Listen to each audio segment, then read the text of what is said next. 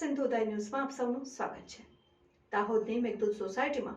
મોડી રાત્રે 3:30 વાગે તસ્કરોનો તરખાટ, ઘર માલિકને માથામાં હથોડાથી માર માર્યો, સામનો કરતા ચોર ફરાર।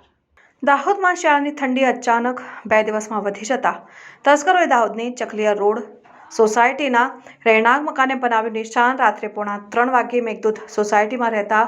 વેપારી સંકેત શાહના ઘરમાં નીચે લિવિંગ રૂમમાં દરવાજા ઉપરની ગ્રીલ કાપી ઘરમાં પ્રવેશ કરી ઉપર સૂતેલા દંપતીને ઘરમાં ઘૂસી ગયેલા 4 લોકોએ બાજુના રૂમમાં તિજોરીની ચાવી લેવા ઘેરી લીધા હતા અને બંનેના માથા પાસે બે ચોર ઊભા રહી ગયા હતા અને પહેલા મોબાઈલ લઈ લીધા અને પછી અચાનક દંપતીની ઊંઘ ખુલી જતા સંકેતભાઈને માથામાં હથોડો માર્યો અને પગમાં કોશ મારી હતી, પરંતુ બંને પતિ પત્નીએ સામનો કરતા ચોર ગુંચવાયા અને સામનો કરતા દુકાનની રૂમની બહાર આવી જતા બીજી વખત હથોડો મારી સંકેતભાઈને લોહી લુહાણ કરી દીધો હતો, પરંતુ દંપતીએ સામનો કરતા તેઓ ઘરની બહાર નીકળી ભાગી ગયા હતા અને ઘરમાંથી એક લેપટોપ, 2 મોબાઈલ અને ₹25,000 જેટલી દુકાનની સિલક લઈ નાસી ગયા હતા અને ઘટનાની જાણ દાહોદ પોલીસને થતા દાહોદ એએસપી વિશાખા જૈન અને અધિકારીઓ અને સ્ટાફ ઘટના સ્થળે પહોંચી ગઈ હતી અને સ્થળ સ્થિતિની જાણકારી મેળવી આગળ ફરિયાદ નોંધીને તપાસ હાથ ધરી છે। Reporter Nazia Pathan, સિંધુદય news, Dahod.